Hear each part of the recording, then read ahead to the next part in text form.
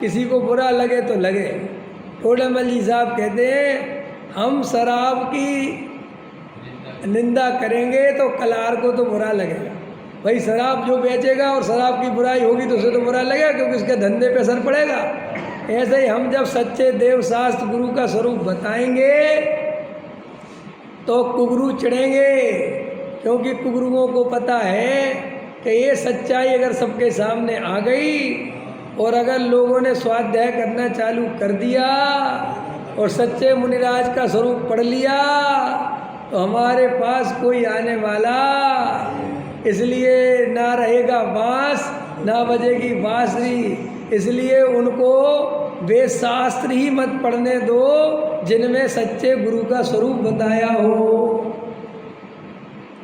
तो फिर कौन से शास्त्र पढ़वाते हैं? जिनमें गुरु की महिमा गाई गई हो। समझ में आया कि नहीं आया?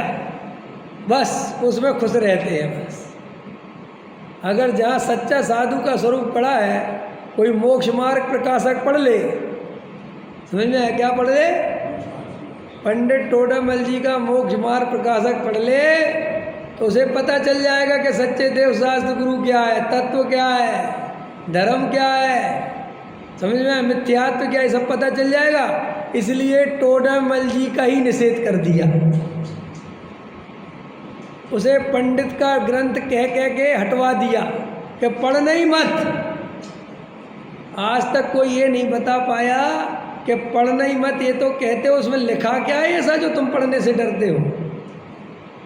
पढ़ाते क्यों नहीं लोगों को? खुद बैठ के पढ़ाओ ना। खोलो मोक्ष मार्ग प्रकाशक, खुद खोलो ना, और खोल के जनता के सामने पढ़ के उसकी गलतियां बताओ। हम भी तो सुने कि कौन सी गलतियां हैं उसमें। बस इतना कह के चले जाते हैं कि पढ़ना मत, पंडितों का है। ये कोई उत्तर हुआ? और अगर पंडितों का नहीं पढ़ना तो सुनो मेरी बात ध्यान से। अगर पंडितों का निषेध करते हो कि पंडितों का ना पढ़ना सुनना, तो सारी पूजाएं जितनी भी तुम पढ़ते हो, जितने भी विधान तुम पढ़ते हो, वे सारे पंडितों ने लिखे हैं। तो सारे पूजा पाठ विधान हटाओ और महाराजों से लिखवाओ। समझ में आया? क्योंकि वे ध्यानत राय जी भी पंडित जी थे।